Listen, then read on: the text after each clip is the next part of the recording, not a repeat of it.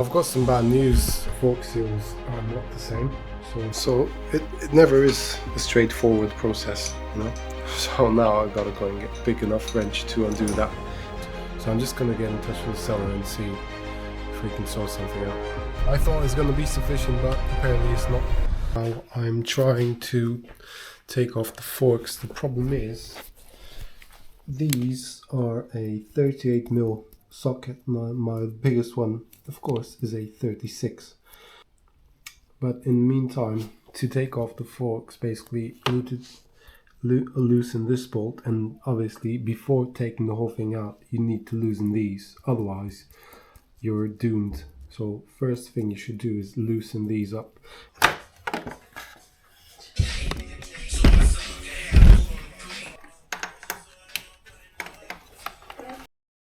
And I'm having trouble locating a 41mm socket.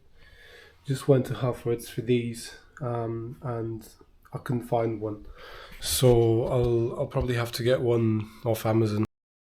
Good morning. So hopefully today I'm going to finish with the R6. It is 9 o'clock and I'm just starting to work on it. I'll have my coffee and hopefully I'm going to finish it today because tonight's Ashby Fourville bike night. It's one of the best bike nights in the UK. After a few attempts of jacking up the bike, I decided not to because it was very unstable and I didn't want to drop it. So what I did was to put this here. I didn't want to use this stand because it kind of pushes the fairing upwards, so I didn't want to damage it, but there's no other way of getting these forks out.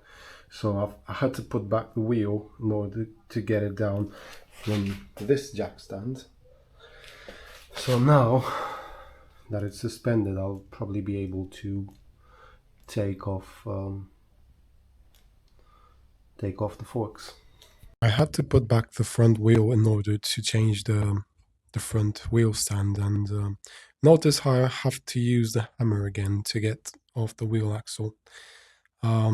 Anyways, I had to unbolt all the buttons and everything because I didn't have enough room for the triple clamp bolts to undo in order to get the forks. So I've just taken down the turn light and the hazard light button thingy, and it's just got 2 screws, and now I've got enough space for me to undo this bolt and the forks will drop.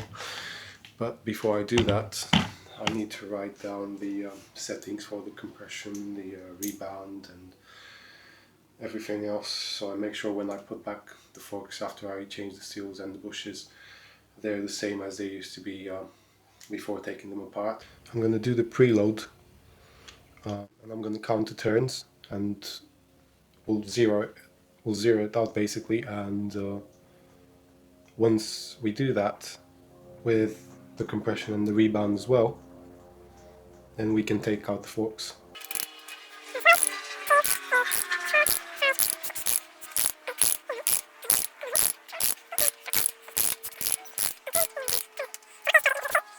This has risen all up, so we've got 20 turns.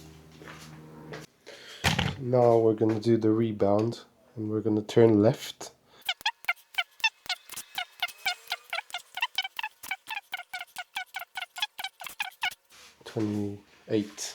So on the left side fork we've got 20 preload, 28 rebound. I'm just going to do the compression now because undoing this will allow us to take out the oil, especially from down the bottom of the fork, because that's where all the metal shavings gather. Sorry for the noise, I've got a baby with me, babysitting today. So I'm going to left and I'm going to count. 1, 2, 3, 4, 5, 6, 7, 8, 9, 10, 11, 12, 13, 14, 15, 16. So that's 16 clicks on the left side. So I'm going to try and break the top nut loose now. I've actually taken of that fork, so I'll have to do it on the vise. The top nuts were really tight, and I knew that someone else has been there before me, but it shouldn't be as tight as it was. Normally, you just have to use the spec from the manual and you'll be fine. So I managed to break one whilst on the bike, and the other one I put in the vise. Luckily, I have a vise, so it wasn't too bad overall. I've managed to break both loose. Wow, that's a relief, because it's usually a bit more difficult than that.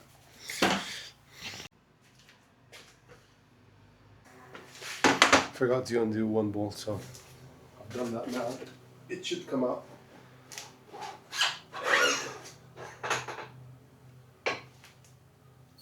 There we go.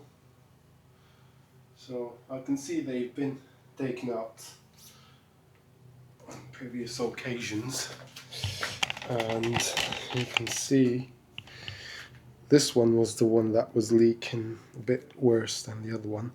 You can see all this oil, so you don't want that. You don't want that on your brake pads 100%. So make sure you change your fork seals. And I'm going to do the bushings as well, since I'm opening this up. So it never is a straightforward process, you know. I've got this bottom compression adjuster, and I can't undo this with this wrench, so because it's not big enough. So now I gotta go and get a big enough wrench to undo that, because I won't be able to take out the oil on the bottom of the fork. It's really annoying, and also this design is so strange. I've not had a bike with this type of forks, and I just don't get it why they haven't done the same as they've done with the R1. Alright, so I'm back with a 250mm adjustable wrench, and I'm gonna try to undo this, because if you don't undo this, the old fluid's just gonna mix with the new one.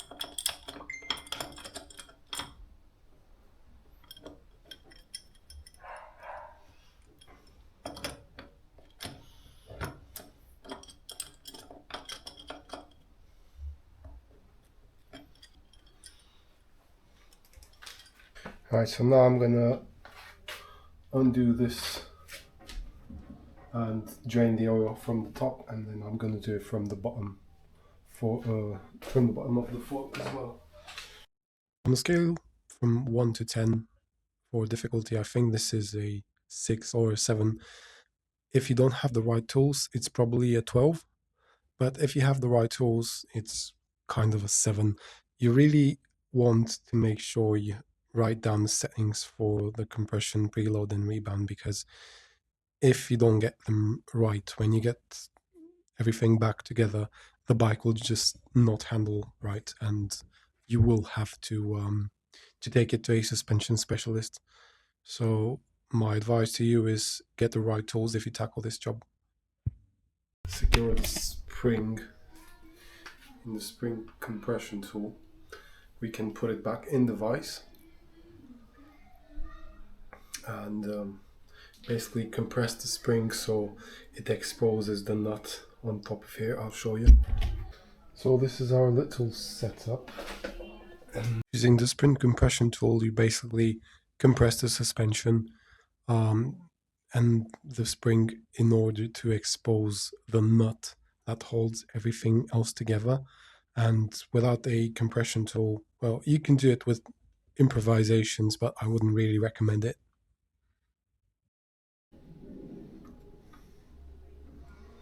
So I managed to break this loose. I'm just gonna put these somewhere I don't lose them, ideally.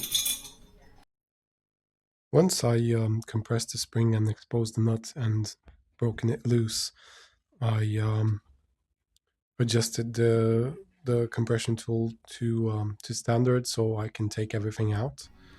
And notice the blue tool that basically comes in handy a bit later.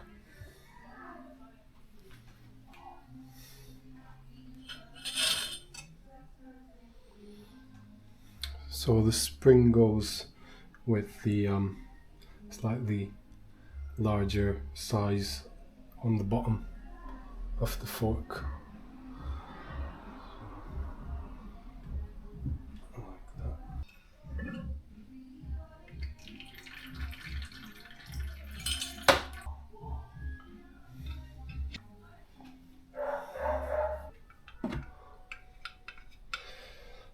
Because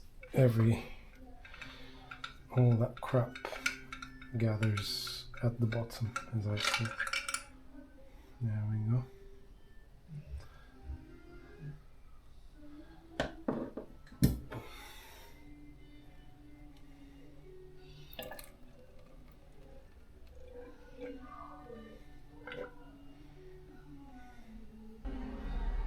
The fork seal and the bushing.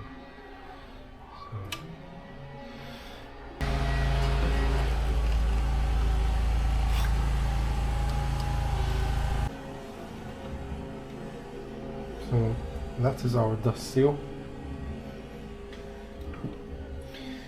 and this is our actual fork seal. So inside it has a retaining clip which we'll have to gently take out. That's our retaining clip.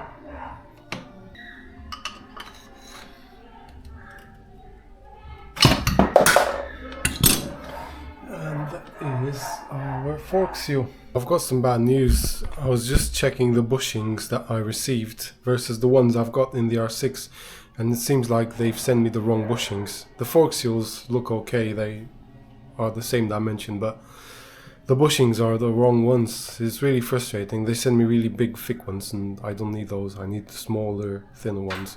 So I'm just gonna get in touch with the seller and see if we can sort something out. So a bit of an update. I've sent an email to the seller, and also the fork seals are not the same. So if you can see, the left hand side is the one I had, and the right hand side is the one I've been sent. And so you can see mine's got a bit of a upper lip, but the one I was sent, it doesn't have one. So I'll install on one fork this seal and see if it works. If it's still leaking, then I'll have to wait for the right ones. Right, so I had to stop recording because I was out of camera battery, but I've charged it, and basically, long story short, I sent the wrong parts. So the oil seals, like the fork seals, seem to fit, although they are slightly different shape. I fit in one to see if there's any leaks, and the dust seals don't fit, so I'll just use the old ones. If the forks don't leak, I'm happy. So also I thought I have sufficient oil for both forks, but it seems like I've only had for one, so I'll just do this one, see if it's all good. Give it a few pumps. I've filled it up, and now I'm going to use this tool to measure, because we need 134 millimeters of air gap. So anything above, I'll just suck it out. But I just want to make sure there's no air inside. I think you noticed that as the video progresses, I speak less and less because I was really focused not to get this wrong. So I'm using that syringe. It's a special tool to measure the air gap. So every bike has a specification for air gap in order for the user to know how much oil the fork needs in order for the bike to perform adequately. Now, in this video, I basically finish the forks. So you've seen earlier, I mean, if you're still here, congratulations, but you've probably seen earlier that the dust seals and the bushes were wrong, so I couldn't replace them, but the fork seals were okay. So this video isn't really complete because unfortunately I stopped recording because I had major issues fitting the wheel back, and what happened was the pinch bolts were previously tightened over tightened and the fork legs just broke. So I couldn't get the axle back in, and honestly it took me about a day to figure out how to put the axle back, because I really struggled with it. So that's why you're not going to see in this video the full rebuild, because I've done it off camera, because it's a lot of work doing this and filming in the same time. So the video came out a bit too long anyways, and I thought it's too much. I'll just fit the wheel back as it is, and yeah, just finish the bike, hopefully without having to buy a different axle or change fork legs, because I just didn't understand what the issue was. Anyways, I had to go and get some fork oil because I didn't have enough.